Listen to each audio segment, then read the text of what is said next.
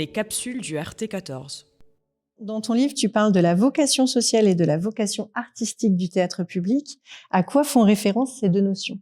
Le théâtre public se fonde sur deux notions fondamentales, que sont d'un côté la vocation sociale du théâtre, c'est-à-dire l'idée que le théâtre doit jouer un rôle auprès de la population, et la vocation artistique, c'est-à-dire l'idée que ce théâtre public doit proposer des spectacles de qualité qui se différencient de ce qui est proposé dans le théâtre privé.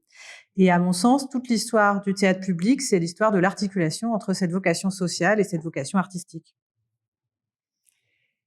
Est-ce que tu peux revenir brièvement sur la différence entre un animateur et un programmateur ?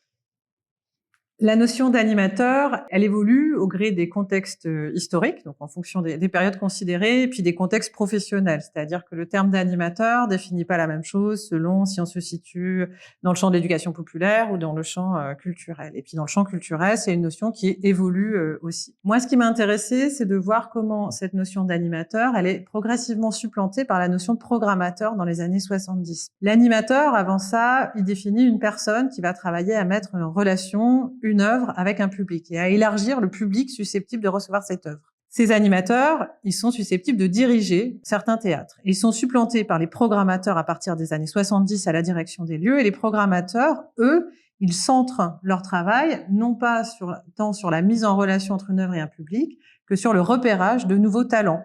Et donc, en quelque sorte, l'émergence du programmateur, elle vient disqualifier l'animateur en recentrant les enjeux sur la question artistique. Est-ce que tu peux définir, en la plaçant dans son contexte, la notion de non-public qui marque un tournant dans le champ des études théâtrales et du spectacle vivant ? La notion de non-public, elle apparaît au sein du théâtre public à la fin des années 60, et plus particulièrement en 1968, en mai 68. Le non-public vient désigner les personnes qui ne fréquentent pas les salles de spectacle et que le théâtre public doit se donner pour mission de cibler de manière tout à fait prioritaire. Et donc, ce non-public, c'est le public que doivent toucher les artistes, les animateurs, les personnes qui travaillent dans les différents théâtres. Cette apparition de cette notion de non-public, elle répond en fait à une critique qui est faite à l'endroit des théâtres publics de l'époque, où on considère en fait que le public qui est reçu et qui fréquente les salles est un public majoritairement issu des classes supérieures.